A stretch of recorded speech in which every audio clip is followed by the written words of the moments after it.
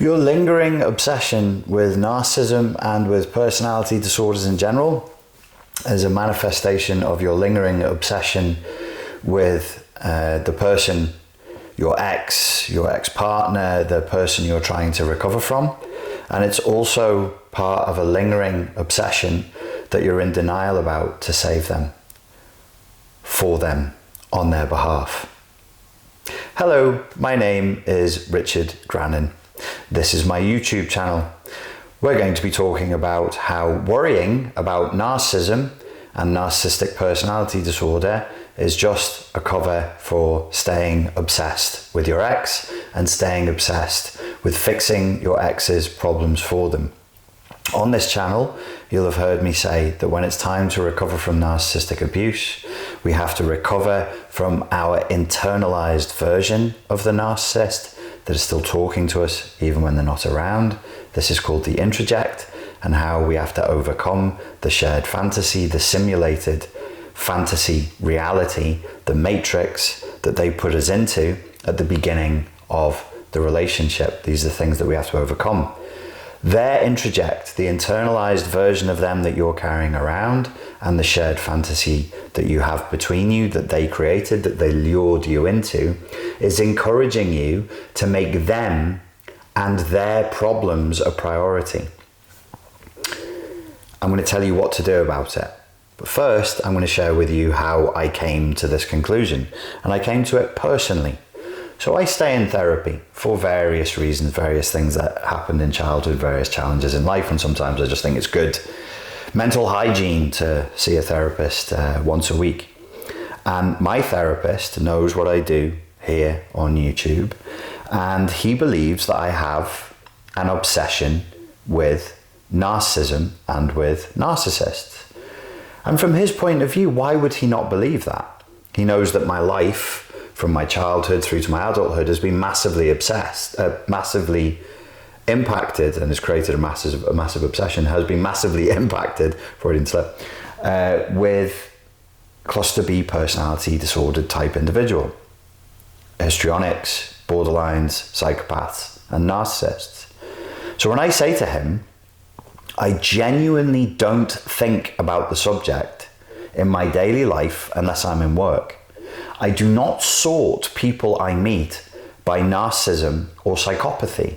It doesn't happen. And he's a Cockney. He's very funny. And he says to me, respectfully, Richard, or with respect, I don't believe you. And whenever he says with respect, I know he's going to call me out for something that I'm saying that he thinks is BS. The second experience I had was very recent.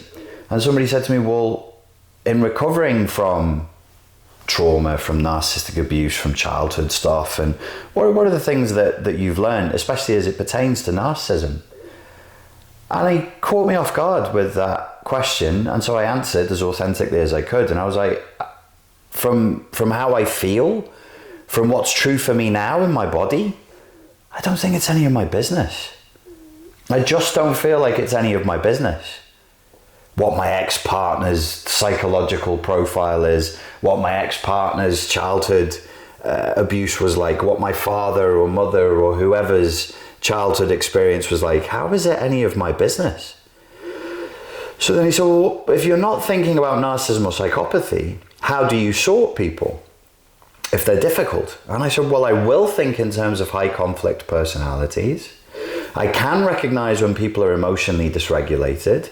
Obviously, I can see when people are very demanding. I can see when people are trying to create unjust and non-equitable, exploitative interactions.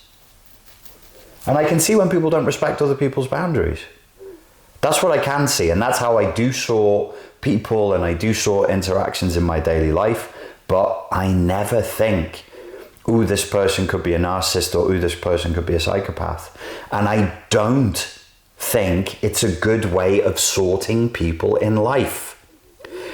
I think that the topic and the subject should be exclusively for people who have dealt with somebody with a cluster B personality disorder.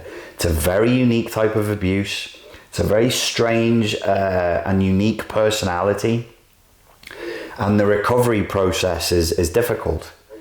it is dramatically different than somebody who behaves in a narcissistic or psychopathic way. Somebody who is basically a bit of an a-hole. They're selfish, they're vain, they don't care about other people. That's bad. And absolutely you should cut them out of your life if you can. Absolutely you should stay away from people like that. But sitting and analysing, and is it BPD, is it NPD, what am I, that is still a manifestation of an obsession with that person as an individual, which is what they want. They want you to stay obsessed. They want you to stay focused on them. And it is still a covert obsession with healing them, because whose business is it?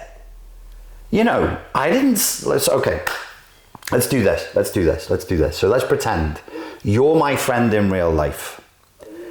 And you know I'm single, and you're like, oh, he's a nice guy. Why doesn't he get himself a nice girl? Why doesn't he do that? Because that's your voice in this scenario. Why doesn't he just find a nice girl and settle down? Because that is who you are in this scenario. That's you, that's your voice. So do this, why don't you? Oh, don't be an idiot. That's how you talk, that is. And you say, why don't you get with a nice lady? Okay, so I get with a nice lady, or seemingly nice lady, and across time, as the months go by, you meet her a few times. She's a little weird, a little eccentric. We say she's a bit of an extrovert. She seems to have whatever the modern parlance is, ADHD or a little bit of autism or whatever we're saying. Quite high maintenance. And then the months go by and you notice, I'm not happy. I, your friend, I'm just getting miserable and stressed, and my usual jubilant self is not there anymore. Like, I seem beaten down and sad and imprisoned. What do we do? What do you do? Do you pull down a copy of the DSM, the Diagnostic and Statistical Manual, Volume 5 from the American Psychiatric Association, the ICD-10. Do you call up the psychiatrist and say, here's what I'm saying. Here's how she matches the diagnostic criteria. What's that going to do? How's that going to help? How is that your business? It isn't.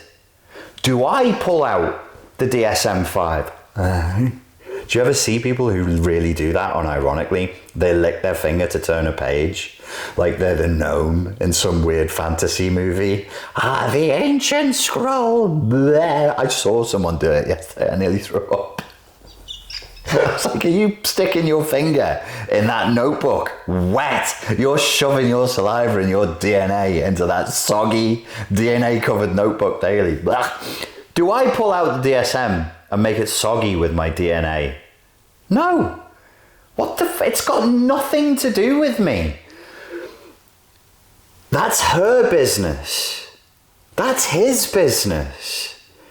You're either showing up for a relationship equitably and in a fair and reasonable way, or you are not. It's so simple. It's so simple.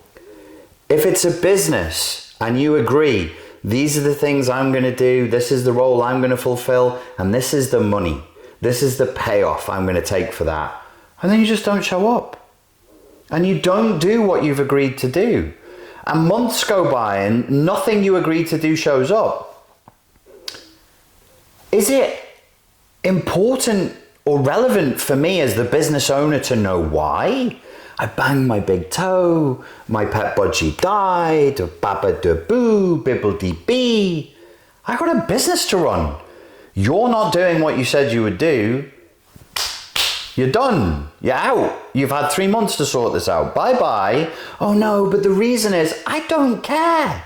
The business is blind. The business doesn't see that. And I wonder, I wonder if two things have happened here. So you've heard me say, like, there's a psychologization of culture in general. That's not my term. I can't remember whose term it is off the top of my head. But it means the way in which psychology is broken out from the academic field and the research spaces into mainstream culture. And everybody's encouraged to approach life as a psychotherapist. The psychologization generally has happened. And then I wonder if it's these mad reality TV shows where people have a talent. They're supposed to be good at singing or dancing or magic tricks.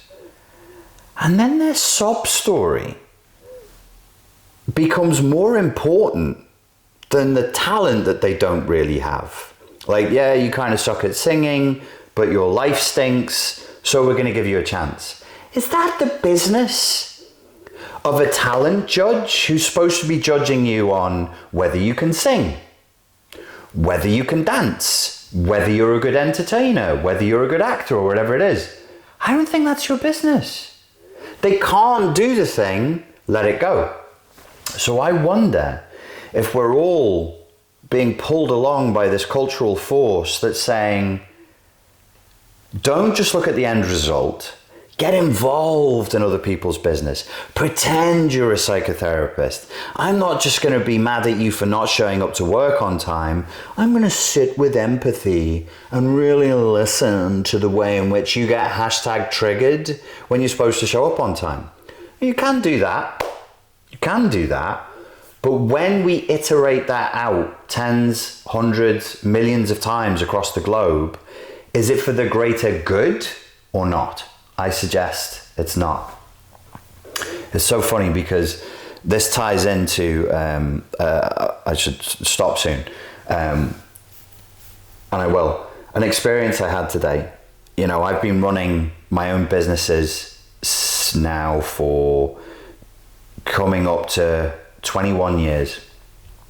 And I've watched the way in which people do business change and business culture change over the years. And I asked for a report of money. I needed to know what money was coming in. And the platform that I was using pumped the numbers of the money that was coming into a particular business. And I explored this and I was like, listen, I've been through the figures. This isn't the correct figure. Why are you, I spoke to the help desk. Why have you done this? Why have you presented the figures in a way that's actually more optimistic and looks like the business is doing better than it is? And they went into total denial. They were like, that's absolutely not what we're doing. We never misrepresent data, blah, blah, blah. And I was like, because you in this business, you pay a subscription to be on their platform and they help you run the business. And I said, are you pumping the numbers to me to make me feel good about this business so I just keep paying the subscription on your platform? And they're like, no, absolutely not. The problem is when you incentivize people to do a thing, they do that thing.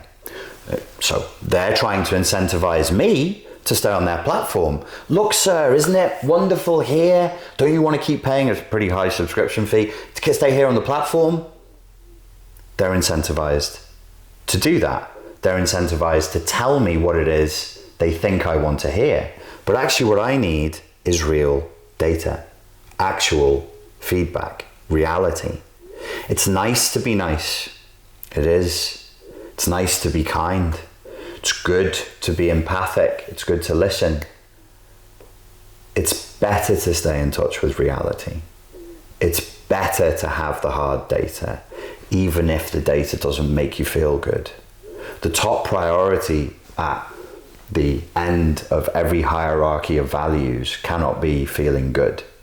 That's not a protocol for survival. That's not a protocol for surviving, because, well, it's degenerate. It's a degenerate way of looking at life. The top of everything should be reality. What I need to know the reality of the situation. Back to the abusive relationship. The reality of the situation is two consenting adults have come together and said, We are now going to engage in a relationship. These are the parameters by which we're going to engage in it. And both people will drift from those parameters, but one person has drifted significantly from those parameters. One person never had any intention to fulfill those parameters and those agreed upon objectives. And we know that not by their words, but by their deeds. True or false? True or false? Okay, so somebody didn't stick to the deal, right? Right. Do you need to know why they didn't stick to the deal? No. It's none of your business. That's their business. That's their child. If they want to go to therapy, if they want to sort through their childhood trauma, if they want to change their life, wonderful. God be praised. I hope it works out well for them. But it's not for you to do. All of this, even this, is a manifestation of the narcissist intent. Make me priority number one. Make my problems priority number one. Fix my problems for me. What are we doing? You may have noticed that after a narcissistically abusive relationship, you want to self-isolate, you internalize the idea that people are dangerous, you don't form social contacts with people as much, and you start to develop this sense of being slightly anxious socially.